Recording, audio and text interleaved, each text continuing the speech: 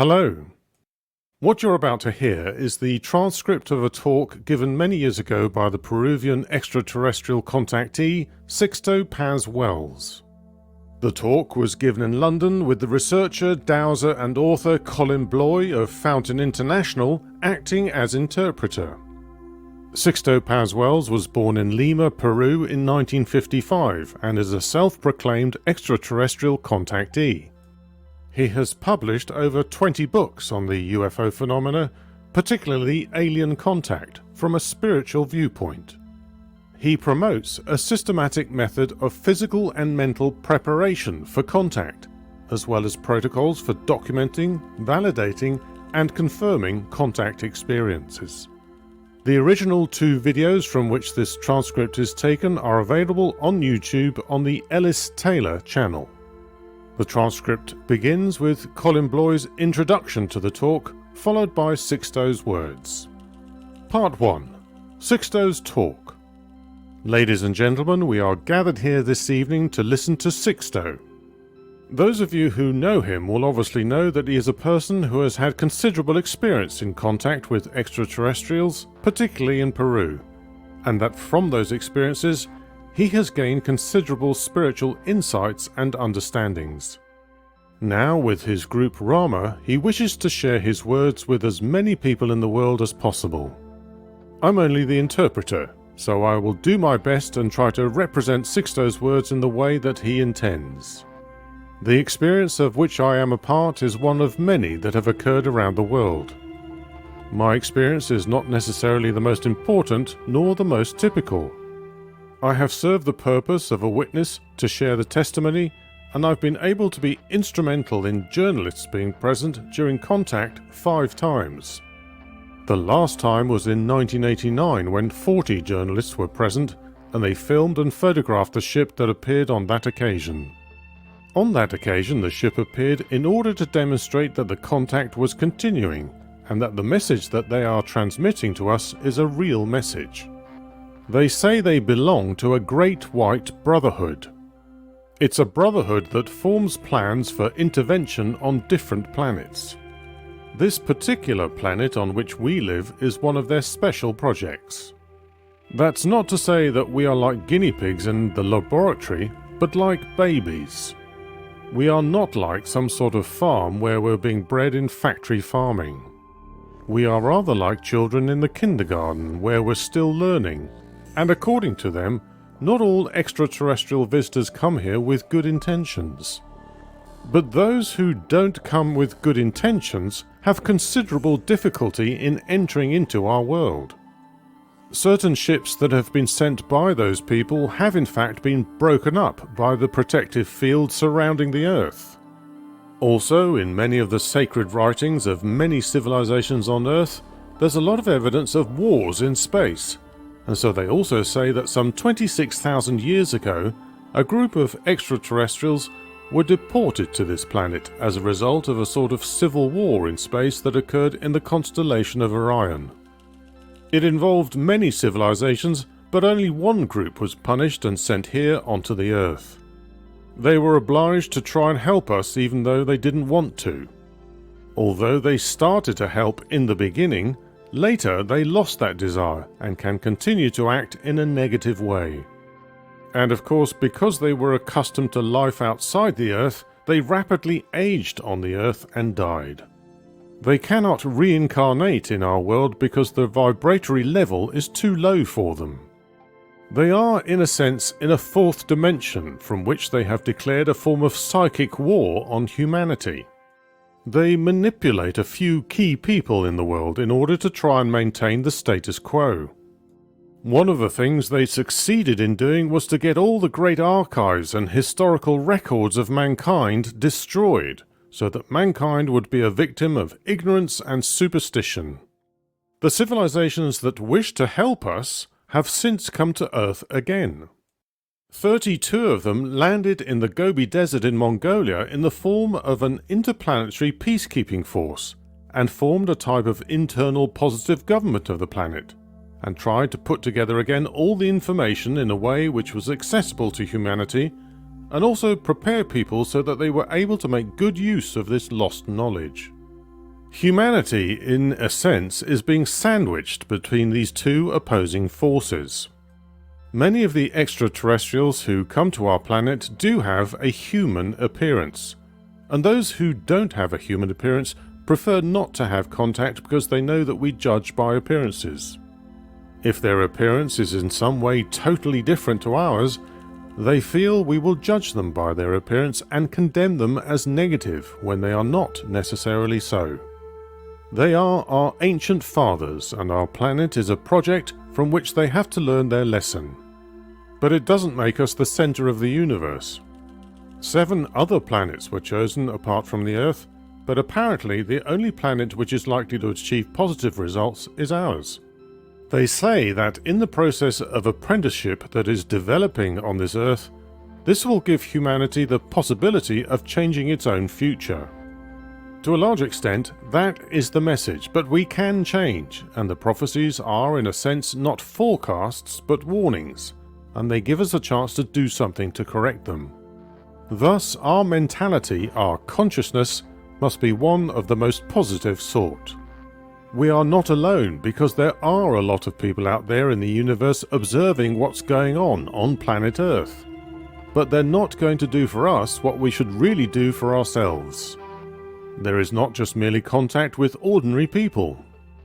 There are contacts with the governments of the big powers, but this is done very discreetly on the part of the government because they are very much afraid of a cultural shock which could provoke a religious, economic and political crisis.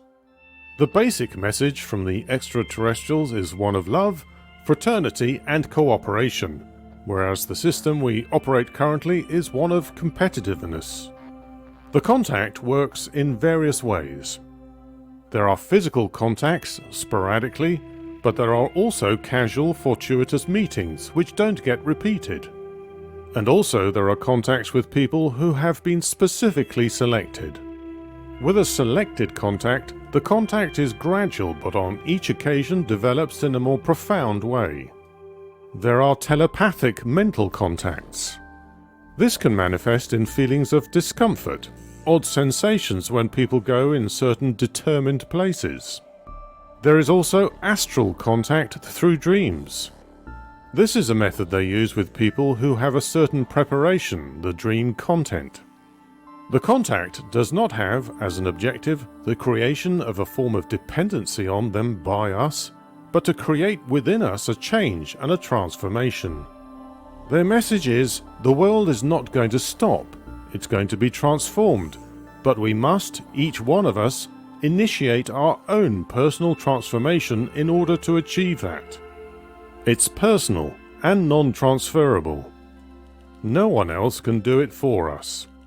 They say that we can go further than they themselves have achieved so far.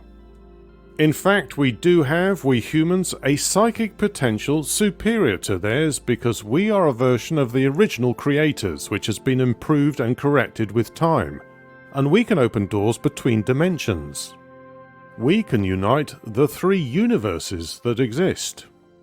They speak of a material universe of 7 dimensions. And beyond that, as in music, in the octave, there's a further dimension. There is a mental universe that has 3 dimensions, and further to that there is a spiritual universe with 2 dimensions. We who live in this dimension have 7 bodies to live in these 7 dimensions.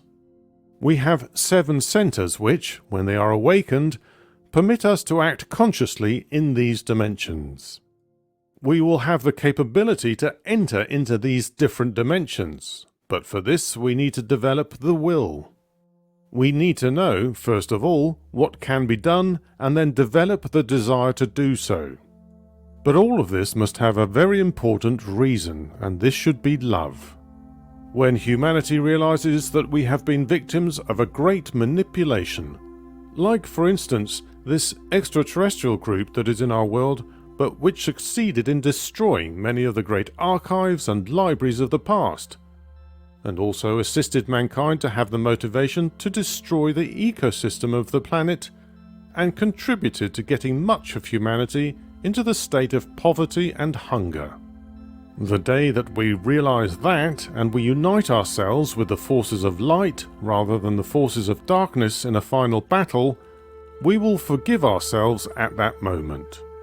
We will have made the great change, and will be able to give great teaching. We will, at that time, change from being disciples into masters. Many of the phases of civilization in world history have been initiated through contacts. They believe in the same God that we believe in. What we're doing is believing in the God that they initiated on our planet. Many civilizations of this type are relatively recent in the history of the world. Some of the civilizations that have been contacted in this way interpreted the contacts as gods or angels. They didn't necessarily promote that form of belief, but they permitted it because it was more convenient to the level of consciousness of humanity at those times to let that particular belief lie. We shouldn't see them as gods or angels, but as older brothers. It's a great hope that if others have learned how to survive a passing crisis like the one, for instance, that we humans are living through today, therefore we too can survive. During the 17 years in which I've been involved in these contacts, I've had 8 chances to see the extraterrestrials physically, and on 3 occasions I went inside their ships. Once, some 13 years after the first contact, I was able to go back with them to the place where they had come from here. They come from one of the moons of Jupiter, where there is no natural life, but there is an artificial climate, and the communities they have there are below the surface. They control their lives through their technology and their psychic powers. There's not just one civilization there, but several. There is one city of 12,000 people who have in fact been extracted from Earth, some of them rescued from the famous Bermuda Triangle, and from other parts of the world where there are these gates between the dimensions, but occurring naturally, and some of them have been rescued from the hands of extraterrestrials who come with bad intentions. They're being prepared to return to Earth so that they can be re-infiltrated into the world and help in the Great Change. I could tell you many interesting things, but maybe it's better if you ask me some questions. Because of the film that Shirley MacLaine made in 1986, I was invited twice to the United Nations, and I was asked to give 2 conferences about the message from the extraterrestrials. There were journalists present, one of whom was the Chilean journalist Antonio Hunos de Muffon. Part 2. Questions from the audience. Audience question. They believe in the same God as we do. Is the origin of man from God, and is their origin from God as well? Answer. There is one creator of both species, if you like, but the creation, of course, of various types of civilizations in the cosmos. God is far more practical than perhaps we imagine him to be. Audience question. Because when you say we're a special project, I mean, whose project are we? The project of God or the project of extraterrestrial beings? Answer. The project originally came from the Creator, the Father, but it was proposed by a group that we would call ultra-terrestrials because they come from the mental universe and not the material universe.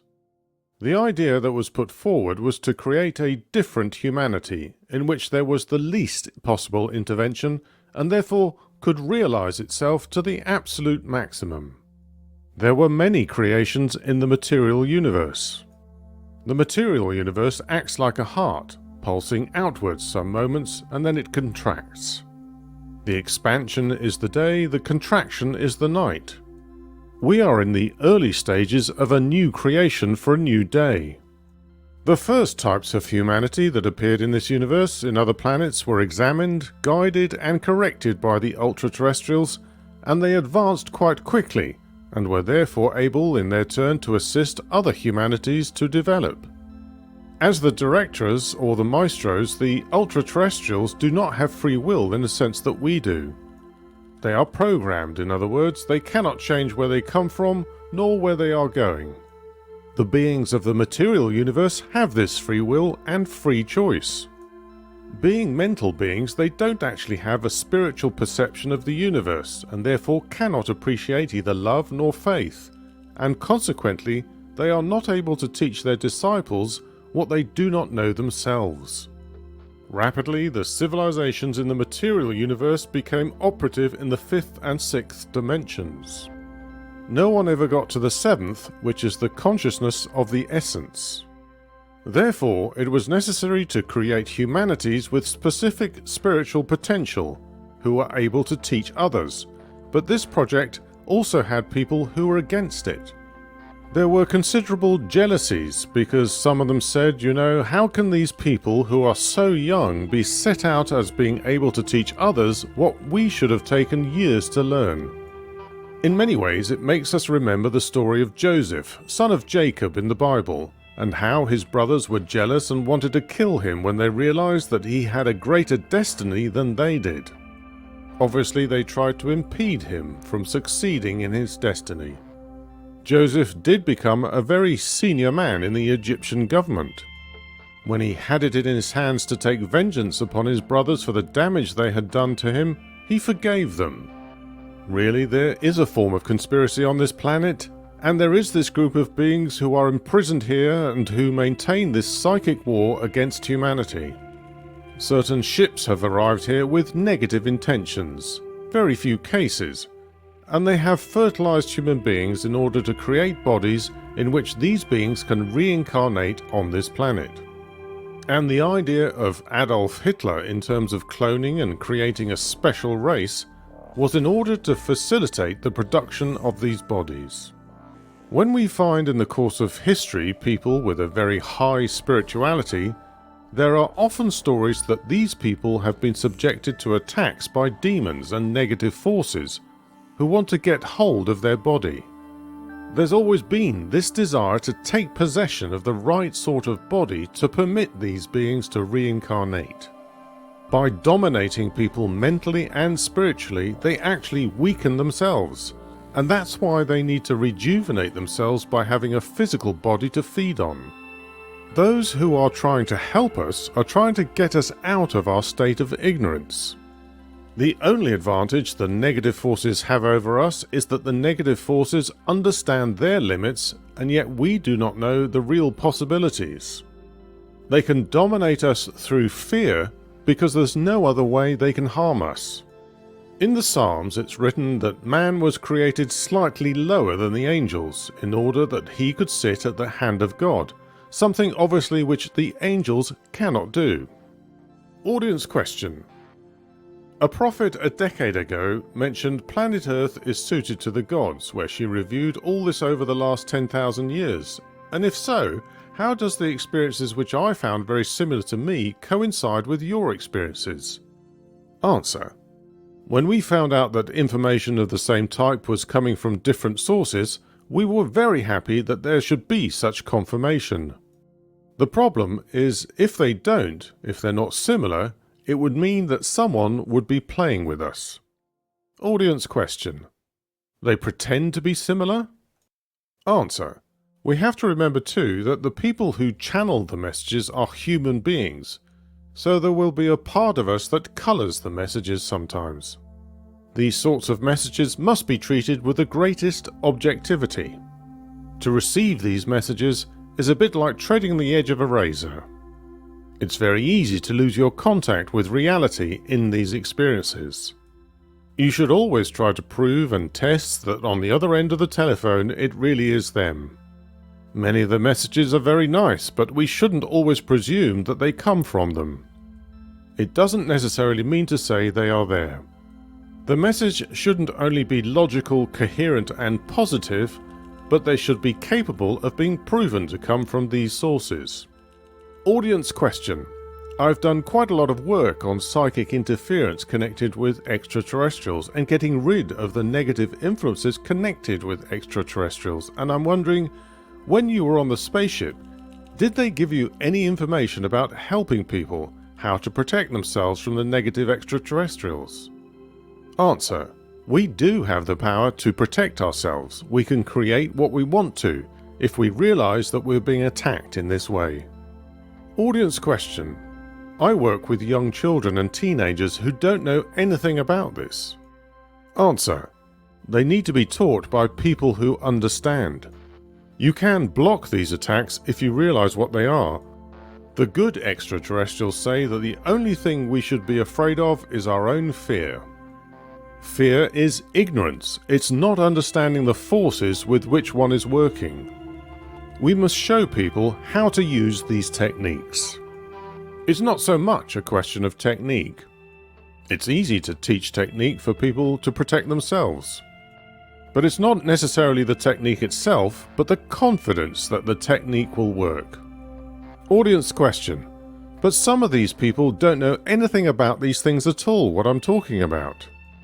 Answer: then we've got a big job to do. Audience question: when you were in the spaceship, did they teach you anything in particular? Because one man that I met in Brazil, Orminio, whom you may know, the extraterrestrials taught him special breathing exercises to expand the brain cells and many things like that.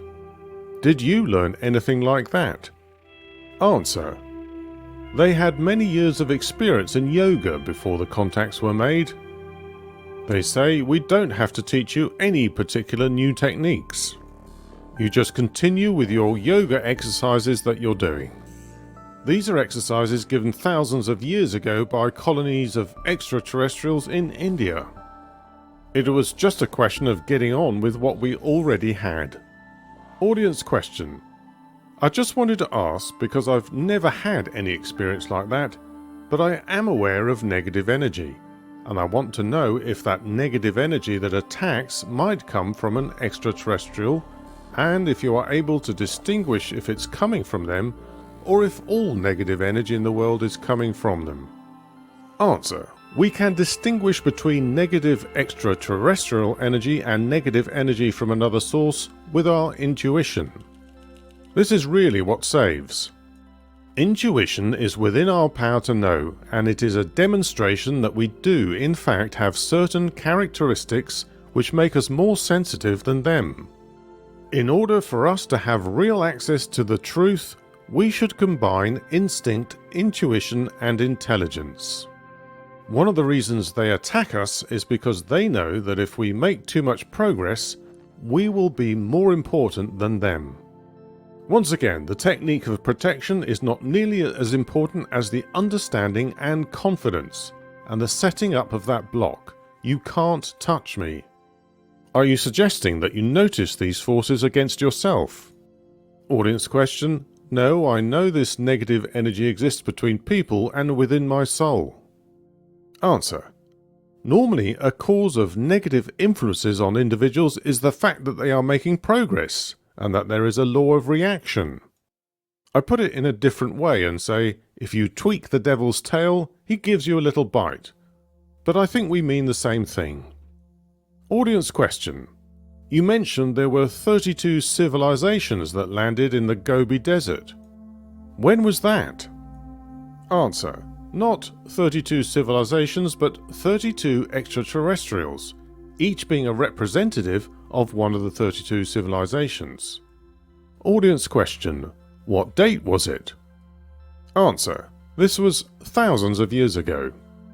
They represented the Great White Brotherhood of the galaxy, the Milky Way, which has millions and millions and millions of stars. There's a central government which represents all the most evolved governments. Because they've helped themselves, they are able to help others. At the highest level in the hierarchy are the 24 elders. Beneath them, on the next level below, there's a group called the genetic engineers or the sowers of life. In the Bible, they are known as the Elohim. Below them are the guardians and the vigilantes, and nearer to us are the instructors. We are one of 8 galaxies turning around a central galaxy, and the central galaxy is Andromeda, which is 2 million light-years from us. Each one of these galaxies has a representative in Andromeda. There is the Council of 9 Andromedans. The Great White Brotherhood of the Stars is in fact the relationship that exists between the Central Council in Andromeda and those in the galaxies that revolve around it. The Earth is the result of more than one genetic experiment and more than one attempt at colonization. There have also been forms of hybridization and interbreeding. Also, there have been what we might call stellar shipwrecks and deportations to this planet. It's all part of our history, which is quite complex. They say that some million years ago, a great laboratory ship landed in Africa with 7 of the genetic engineers, the Elohim, and they took the forebears of mankind and made a genetic experiment upon them. The interior of the laboratory ship had a great greenhouse where they also had many plants and so on. They were told that they could eat any of the fruits or seeds of these plants except certain plants which were hallucinogens. If they touched these hallucinogenic plants, they would develop their psychic powers, as all hallucinogenic drugs start to destroy neurons in the brain. This would create an irreversible process of cell death and physical death. One of the 7 genetic engineers was a doctor, recognized by the symbol of the serpent, a great traditional symbol of medicine. He was the promoter of the project and damaged it. The project was underway before the damage, and the experimenters lost their control over the project, and therefore the guardians and vigilantes were sent to replace the genetic engineers. When they came, they had sexual relations with the experimental humans, and interbreeding took place. Thus there was an original human race, but at that time the hybrid version was created, and this was a product of the arrival of the laboratory ship. It was the African race that was the product of this experiment and interbreeding. There was also a group of hybrids or mutants, and these were taken to a group of islands in the Atlantic and were the forefathers of the Atlantean civilization. Because they were more authentically sons of the stars, they received privileged treatment and more information than had originally been conceived for the project.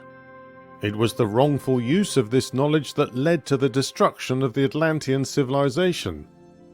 And there have been subsequent experiments which have produced what we might call small villages, the project in Sumeria and Egypt, and the descendants of Abraham. Abraham was a most intelligent and psychic individual, and also with a very broad understanding, and he could easily get in mental touch with them. The idea of programming his descendants was in order to create a group of spiritual guides who could assist the rest of humanity. This is one of the origins of the discipline of not mixing bloods, observed by those people. One of the descendants of Abraham was Muhammad, or Moses, or Jesus himself. One of the difficulties is that Israel has turned its back on its cosmic mission. The idea was not that a particular group of humanity should consider itself better than the rest of the world, but to be examples of spiritual values, particularly. There was a logical reason for locating Abraham's descendants in Israel. It's a natural land bridge between Africa and Asia, and it's a natural place in which civilizations could come and go. If we want to give publicity to a new magazine, we do it at the place where a lot of people will meet, like a bus station or an airport.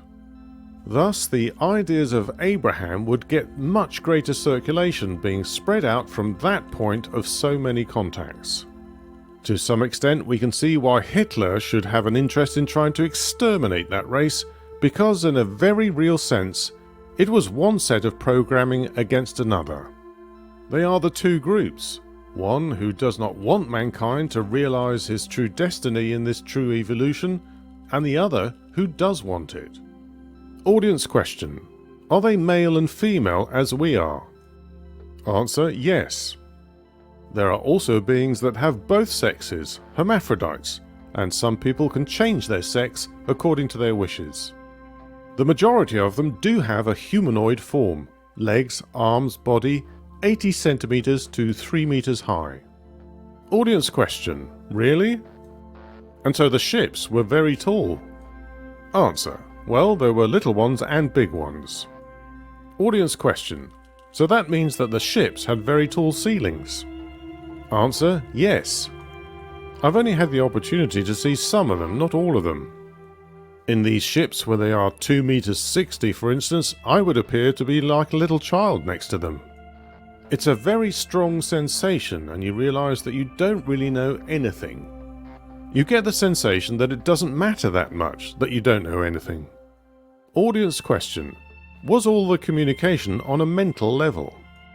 Answer: yes, it is telepathic because you can not only transmit ideas with telepathy, but also emotions, and therefore one feels what they're trying to say. It also helps avoid misunderstandings. Not quite like here on Earth, where even though many of us speak the same language, we still don't understand each other. Audience question: what colour were their bodies, and were they all humanoid? Answer: there are beings around them that are like robotic androids, and I don't want to confuse things. They have a particular method of movement and behaviour. I've seen extraterrestrials whose body colour is an intense orange colour to a bright clear yellow. Many of them are moving in another space-time dimension, the fourth. They have physical bodies. Depending on which civilization they come from, many of them will have a very clear light all around their bodies. There are some who are about human height, 1 meter 76 centimeters. The face is triangular and the eyes come up like a cat's. The eyes themselves are so clear it's almost as if they were blind, and the face is a strong orange colour. The lobes of the ear drop down almost to shoulder level, but they don't stick out a lot, just long. Their hair is much thicker than ours, and they have a lot of it. I was reminded of the Incas and why they thought it was a sign of nobility for the ears to grow downwards artificially. Audience question: were the physical bodies very dense like ours? Or transparent? Answer: no, they were luminous. Audience question: what origins in this context do the South American Amerindians have? Answer: it was a mixture between Asian humanity and survivors of a stellar shipwreck, but it's lost in the history of time. Audience question: what was the place like to which Sixto was taken? And what do the extraterrestrials do when they're not taking people such as yourself on trips? And were they fun to be with?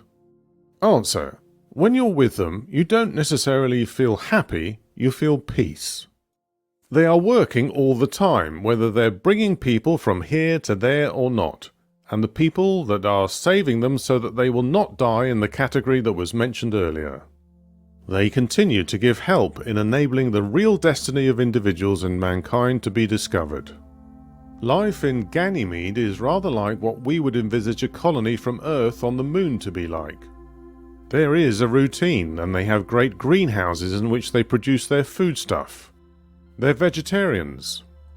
They have music, they dance, they have the arts and meditation.